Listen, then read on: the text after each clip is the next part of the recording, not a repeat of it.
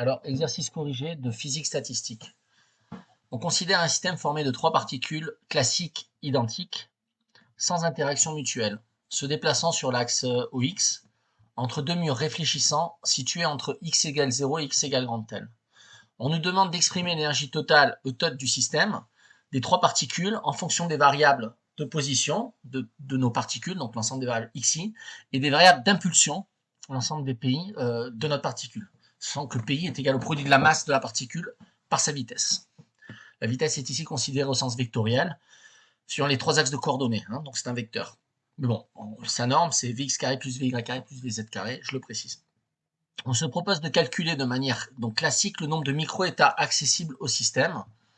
On nous demande de définir l'espace de phase associé au problème et de donner l'expression formelle permettant de calculer la densité d'énergie en fait totale, non, permettant de déterminer donc effectivement la densité d'énergie totale dans notre espace de phase, hein, sur l'ensemble des micro-états. Donc le nombre de micro-états ayant une énergie inférieure ou égale à une énergie totale E tot.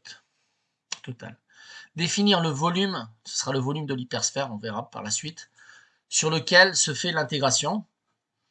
On demande ensuite d'exprimer formellement en fonction de phi de E tot, de total, donc la densité d'énergie intégrée sur l'ensemble des micro-états, le nombre de micro-états accessibles au système d'énergie comprise entre E total et E total plus un petit delta de l'énergie.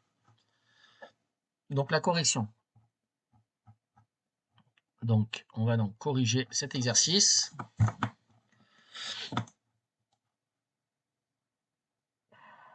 Alors, l'énergie totale. Donc on considère un système à trois particules. Donc j'ai représenté en haut à droite en fait nos trois particules qui sont piégées en fait entre deux murs et on a représenté l'axe en fait qui permet de représenter en fait le volume occupé par le mur, hein, par l'interstice entre les deux murs. Donc trois particules classiques libres, donc c'est-à-dire qu'elles sont sans interaction. Donc ça on le définit comme la somme vectorielle des forces extérieures s'appliquant sur notre particule qui est nulle en dynamique newtonienne. L'énergie totale de nos particules correspond donc à la somme de leurs énergies cinétiques et de leurs énergies potentielles. Ici, on n'a aucune énergie potentielle, puisque, d'accord, toutes nos particules donc, sont sans interaction, je dirais, entre elles. Et donc, l'énergie cinétique d'une particule, de la particule I, étant donnée par un demi de mv au carré, sachant que l'impulsion, la quantité de mouvement P, est égal à mv, on en déduit donc que l'énergie cinétique de la particule I est pi au carré sur deux fois sa masse. Donc toutes les particules ont la même masse, donc on somme l'énergie totale de notre système et finalement se réduit à la somme de toutes les énergies de nos particules.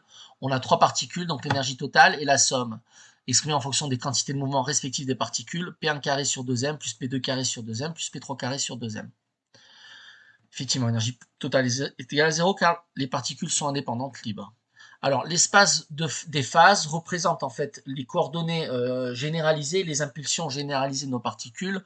Autrement dit, l'espace de phase en physique statistique, c'est un diagramme, on appelle ça un diagramme de phase, avec en abscisse la position de nos particules et en ordonnée leur impulsion. Voilà, tout simplement. Autrement dit, la particule 1 ici, représentée par ce vecteur, aura pour abscisse x1 et pour vecteur d'impulsion, la projection sur l'axe des y. Ok ? Donc ici, effectivement, donc nos particules peuvent être donc représentées dans l'espace de phase par des couplets par des couplets, x1p1 étant le couplet associé à la première particule, x2p2 à la deuxième particule, et x3p3 à la troisième particule. La dimension ici de l'espace de phase est 6, puisqu'effectivement on a trois possibilités suivant les particules, les particules qui sont indiscernables, pardon, et donc c'est 3 fois 2, hein, puisque tu as 3 particules et 2 coordonnées donc d'espace dans l'espace de phase. Voilà. Donc l'espace de phase est composé de points, x1, p1, x2, p2, x3, p3, représentant donc les différents micro-états du système. Chaque état se représente sous la forme xi, pi. Donc ici, je fais une remarque, hein, si grand N particules représente le n uplet x1, p1, x2, p2, xn, pn, représente le micro-état global de mon système, d'accord? Ce n-uplet représente le micro-état global de notre système. Ici, grand N égale 3, et on va considérer simplement le n-uplet x1, p1, x2, p2, x3, p3. Alors, à la question B, pour calculer donc le nombre de micro-états accessibles de notre système et de définir l'espace des faces associé à notre problème. Ici, on parle de particules indiscernables, donc effectivement dire que considérer la particule 1 puis la particule 3 plus la particule 2, c'est exactement pareil que considérer la particule 1 puis la particule 2 puis la particule 3. C'est exactement pareil que considérer la particule 3 puis la particule 2 puis la particule 1. Il y a redondance de certaines configurations. On divisera ainsi par un facteur de multiplicité grand M. Notre espace de phase est représenté par ce diagramme. Le nombre de microétats accessibles ayant une énergie E inférieure à une énergie E1 est représenté en fait par ce volume. Les petites croix représentent donc les particules.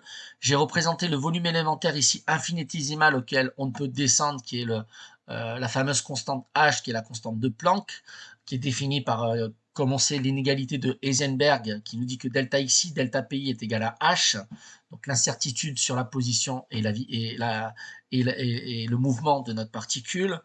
Donc le nombre de microétats est infini.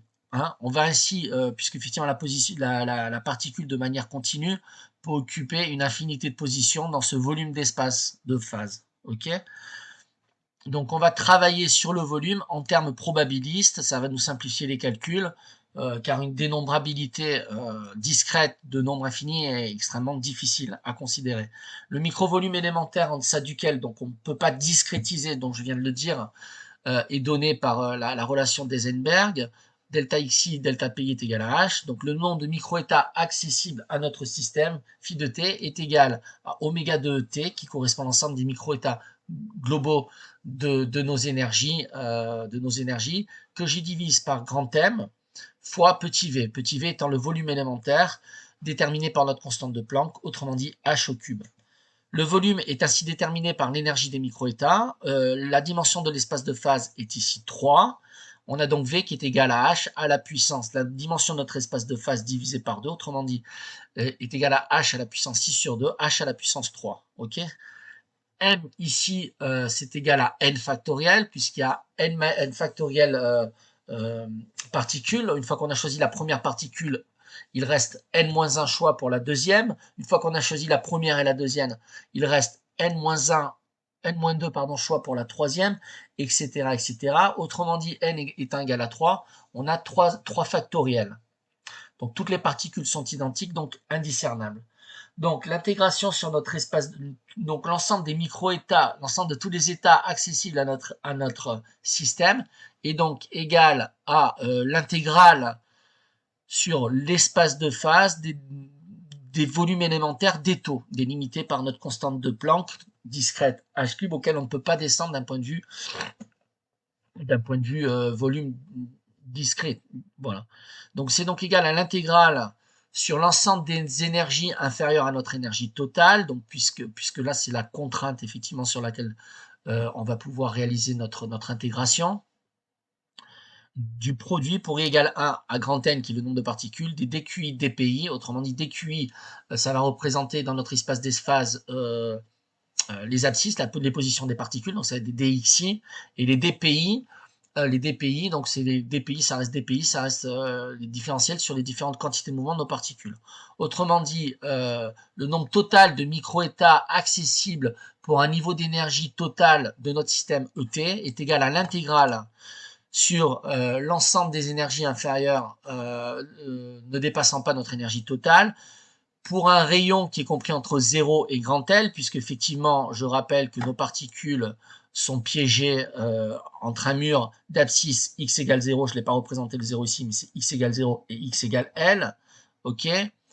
Donc des dxi, des dx1, dx2, dx3, dp1, dp2, dp3. C'est une intégrale donc avec 6 variables d'intégration, donc on n'est même pas sur une intégrale triple, on est sur une intégrale sextuple, si on peut dire. Ok. Donc on passe maintenant à notre intégration, en fonction des données de notre problème. On a que nécessairement donc la particule x1 va varier entre 0 et L, la distance du mur, c'est pareil pour x2, c'est pareil pour x3, puisqu'on a nos 3 particules. Et quelle est la contrainte sur nos quantités de mouvement? Eh bien écoutez, c'est très simple.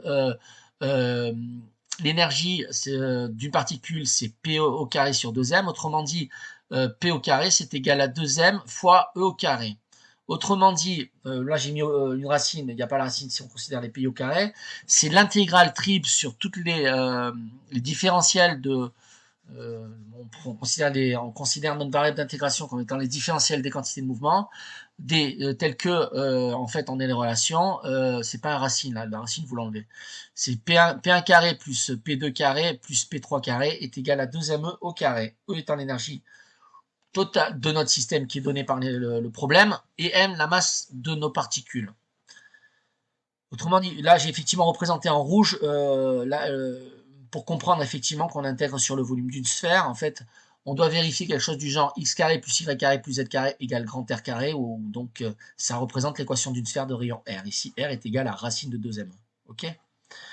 Donc après intégration, donc nos trois intégrales de position, ben, enfin, on intègre l'intégrale de dx1, c'est L, donc c'est L par L par L, donc on a du L cube, et effectivement, et cette intégrale, je dirais triple de volume, nous est donnée par 4 tiers de pi, c'est la formule d'une sphère de rayon R, le volume d'une sphère de rayon R, c'est 4 pi R cube, donc c'est 4 tiers de pi fois le rayon au cube, le rayon est égal à 2meh au cube 3, ok ?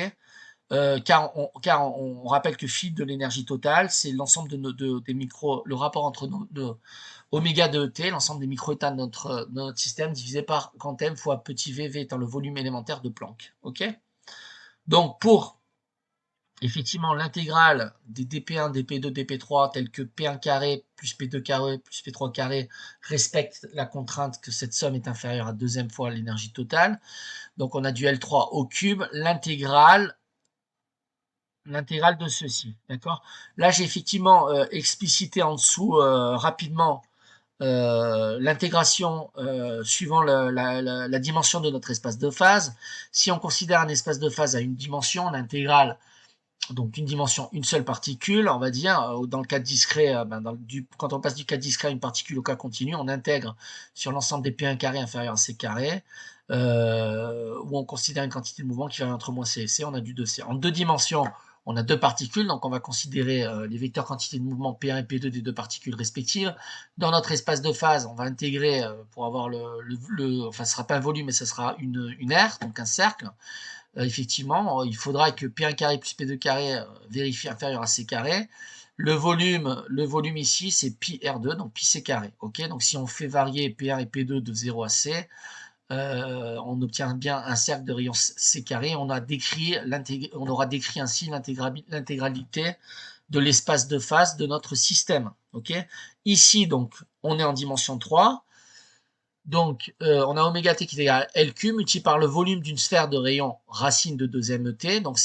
Donc on obtiendra que notre espace, l'ensemble des micro-états total de notre système exprimé d'un point de vue donc discret à travers une intégrale de volume sera donc égal à L cube multiplié par 4 tiers de pi fois le rayon au cube, qui est donc racine de 2met, on l'a bien vu au cube, donc qui est égal à 4 tiers de pi fois L cube sur donc fois 2 fois la masse des particules fois l'énergie totale du système puissance 3,5. Ok ?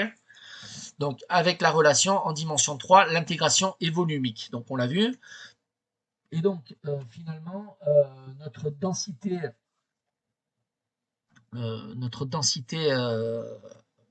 totale d'énergie des microétats va s'exprimer sous cette forme. Donc, on nous demande donc d'exprimer ensuite formellement en fonction de phi de total le nombre de microétats accessibles au système d'énergie, donc compris entre E tot et E tot plus un petit delta E. Je l'ai représenté ici sur un schéma. Donc, on cherche en fait toutes les particules qui sont dans ce petit volume élémentaire. Ça correspond à une différence en fait de volume de deux hypersphères. Donc, gamma de T, on note gamma parce que bon, la fonction gamma aussi interviendra par la suite. Mais gamma de ET donc est égal à phi de ET plus delta E moins phi de ET. Okay. Donc cette estimation est donnée par une différence de volume de deux hypersphères. Donc pour pouvoir avoir donc la dimension de notre espace de phase et avoir accès à l'intégralité des microétats de notre système. Donc gamma de ET est égal à phi de ET plus delta E, donc qui correspond à ce volume moins phi de ET, hein, ce volume-là. Je rappelle ici en fait le développement limité au premier ordre d'une fonction f autour de sa valeur en x0. On a f de x0 plus epsilon qui vaut f de x0 plus epsilon f' de x0, plus d'autres termes d'ordre 2, d'ordre n. Donc ça, c'est un développement limité à l'ordre 1. Autrement dit, f ici, c'est notre valeur phi. On part de et qui vaut, en fait, c'est x0. Donc on a c'est égal, donc cette valeur-là, phi de et plus delta e, on peut le réécrire sous la forme phi de et plus delta e fois phi prime de et, donc la dérivée première de phi. Pour obtenir donc l'expression demandée sous la forme qu'on peut mettre également sous cette forme, phi de et plus delta e est égal à phi de et plus la dérivée de phi de et par rapport à delta e plus la petite variation élémentaire en énergie delta e. C'est une variation élémentaire discrète à ne pas confondre avec la différentielle. Ok. On peut également calculer la somme comme suit, sachant qu'on utilise une formule de dérivation. F' en x0, c'est la limite lorsque h tend vers 0 de f de x0 plus h moins f de x0 sur h. On peut donc dire, donc si f' de x, c'est donc la limite de dx, lorsque dx, la limite de f de x plus dx moins f de x sur dx lorsque dx tend vers 0, alors au premier ordre, on aura du f de x plus dx moins f de x qui est égal à f' de x fois dx, développement limité à l'ordre 1. Et ainsi, on aura bien donc phi de et plus delta e moins phi de et qui est égal à d phi de et sur d de et multiplié par la variation élémentaire d'énergie. Ok. Voilà, j'ai réécrit la fonction gamma, effectivement, en calculant la différentielle de phi de t par det, c'est égal à 3 demi de t puissance 1 demi delta e. Ok. Si on dérive ici une fonction puissance, la dérivée de x puissance n, c'est n fois x puissance n moins 1, n étant antinaturel ou pas. Ici, n est égal à 3 demi. Donc, en fait, la dérivée de deuxième et, c'est 3 demi de deuxième e t à la puissance 3 demi moins 1. Voilà, tout simplement, ce qui permet d'avoir le résultat encadré suivant. Et finalement, on a donc le résultat suivant, que en fait, notre fonction gamma de t, qui est égale à 3 demi de phi de t sur et multiplié par notre variation d'énergie. Voilà, pour cet exercice.